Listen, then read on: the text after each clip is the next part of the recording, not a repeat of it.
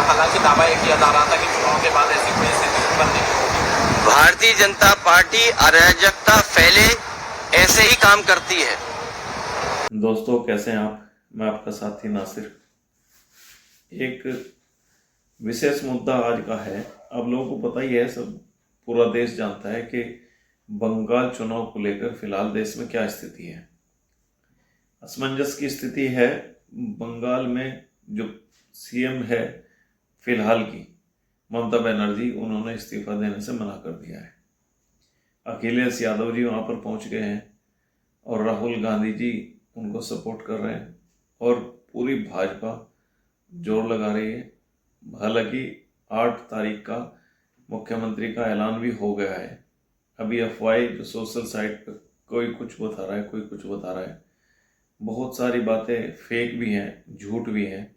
लोग अपनी टीआरपी बढ़ाने के लिए, अपने व्यू बढ़ाने के लिए, अपने सब्सक्राइबर बढ़ाने के लिए पता नहीं क्या क्या अफवाहें फैला रहे हैं। लेकिन अफवाहों पर ध्यान न देते हुए देश में फिलहाल जो है, जो डेमोक्रेसी की स्थिति है, अब चुनाव तरीके से हो रहा है या गैर तरीके से हो रहा है, ये तो इलेक्शन कमीशन का काम है। हम इसमें कुछ कमेंट भी नहीं करना चाहते, क्योंकि इलेक्शन कमीशन को पता है कि चुनाव सही हुआ है या बैलेट पेपर से चुनाव कराना सही है।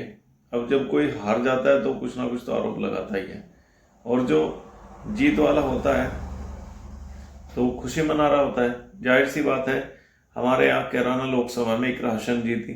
अगर इकरा हसन हार जाती तो ये भी बैलेट पेपर को या किसी ना किसी मुद्दे को कोई ना कोई उठाता ही है। अब हारने वाला कुछ ना कुछ तो बहाना बनाएगा ही। कोई कुछ बता रहा है, लेकिन जो भाजपा के वहाँ के अध्यक्ष हैं अधिकारी जी, और उनके जो पीए हैं, उनकी गोली मारकर हत्या की जो घटना है वो बहुत दुखद है। देखो, डेमोक्रेसी में ऐसा नहीं होना चाहिए। जो स्थिति फिलहाल बंगाल में हो रही है, तोड़ फोड़, मारपीट और जी मर्डर, ये बहुत भयावह स्थिति है। डेमोक्रेसी के लिए बहुत खतरनाक साबित होने वाली है। ऐसा बिल्कुल गलत है और यह तरीका किसी भी पार्टी के लोगों को अपनाना नहीं चाहिए। देश के हित के लिए नहीं है, देश के लिए नुकसान का है। अफवाहों का दौर है, अफवाहों के दौर पर ध्यान मत दीजिए। सोशल साइट पर बहुत ज्यादा अफवाहें उड़ रही है। बंगाल चुनाव को लेकर कोई कुछ कह रहा है, कोई कुछ कह रहा है। अपने व्यू बढ़ाने के लिए लोग उलूल जुलूल बातें कर रहे हैं। बिल्कुल मैं आपको स्पष्ट करना चाहता हूं कि इन अफवाहों पर ध्यान न दीजिए।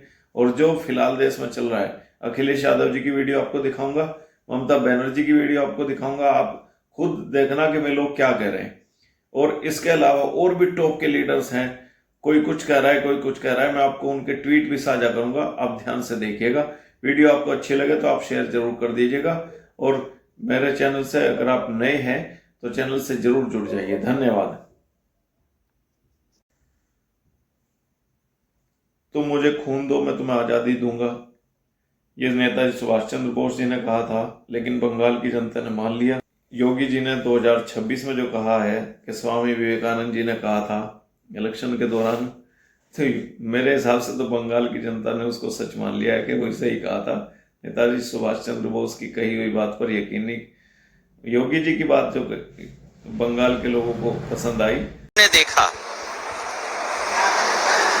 और चुनाव को बहुत करीब से मैं इसलिए देख रहा था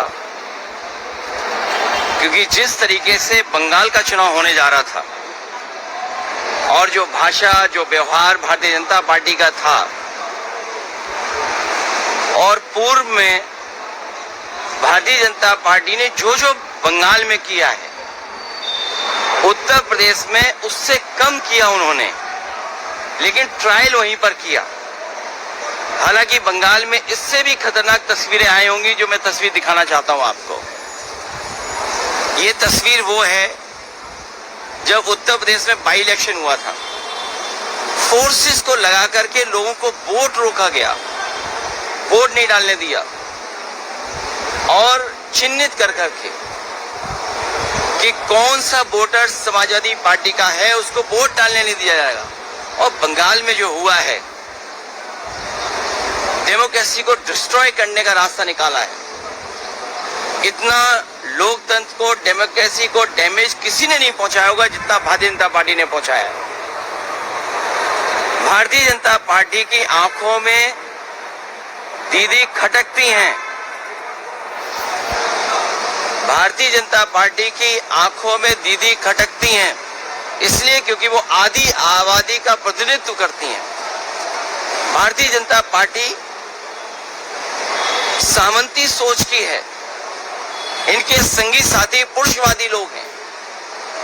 ये कभी भी नारी को और महिला को बढ़ते हुए नहीं देख सकते और ये हम लोगों ने पूर्व में भी देखा है। याद कीजिए, राजस्थान में एक पूर्व मुख्यमंत्री को इन्होंने मुख्यमंत्री नहीं बनने दिया और दिल्ली में भी अगर कोई मुख्यमंत्री बना है तो वो आधी अधूरी मुख्यमंत्री हैं। यहां पर मतदान हुआ जरूर है लेकिन लोगों ने अपनी इच्छा से कम दबाव में ज्यादा मतदान किया है। इतनी नफरत भरी नकारात्मक राजनीति, जहर घुली हुई राजनीति भारतीय जनता पार्टी बंगाल में करेगी ये कभी किसी ने सोचा नहीं था। जितने भी इनके स्टेटमेंट्स हैं, जितने भी इनकी लीडरशिप है, आप देख लीजिए क्या। और ये तो एक तस्वीर दिखाई थी मैंने आपको।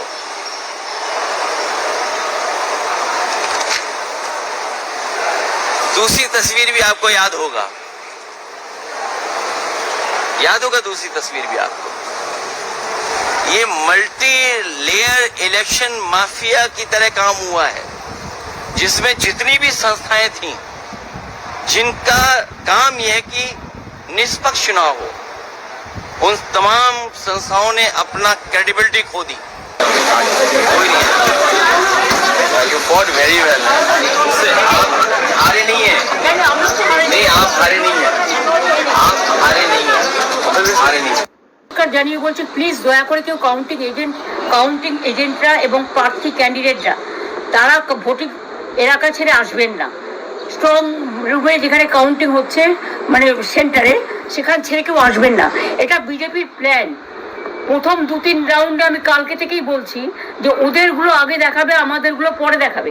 এবং অনেক জায়গায় 2-3 রাউন্ড কাউন্টিং করার পরে প্রায় 100টা জায়গায় কাউন্টিং বন্ধ করে রেখে দিয়েছে এবং কল্যাণীতে ধরা পড়েছে 7টা মেশিন যেখানে কোনো মিল নেই। এটা টোটাল ফোর্সফুলি সেন্ট্রাল ফোর্সকে দিয়ে চারিদিকে তৃণমূল কংগ্রেসের উপর অত্যাচার করছে, অফিস ভাঙছে, জোর করে দখল করছে। এসআইআর নামে আপনারা দেখেছেন ভোট লুট করেছে যাতে যে সিটগুলো জিততে পারে।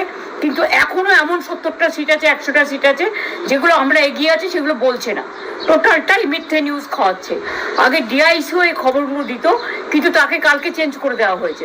টোটালটাই ইলেকশন কমিশন নিজের ইচ্ছে মতো খেলছে এবং সাথে কেন্দ্রীয় বাহিনীকে নিয়ে, এবং আমাদের পুলিশরা টোটাল মাথা নত করে কেন্দ্রীয় বাহিনীর আন্ডারে কাজ করছে। সুতরাং আমি সব আমাদের কাউন্টিং এজেন্টদের, আমাদের সমস্ত পার্টির কর্মীদের বলবো অত মন খারাপ করার কারণ নেই। আমি বলেছিলাম সূর্যাস্ত পরে আপনারা জিতবেন। 3 রাউন্ড 4 রাউন্ড কাউন্ট হলেও এটা 14 রাউন্ড থেকে 18 রাউন্ড কাউন্ট হয়, তখন আপনারা জিতবেন। Wait and see, watch. আমরা সবাই আপনাদের সাথে আছি, আপনারা কেউ ভয় পাবেন না, নিশ্চিন্তে থাকুন। আমরা বাঘের বাচ্চার মতো লড়াই করে যাবো।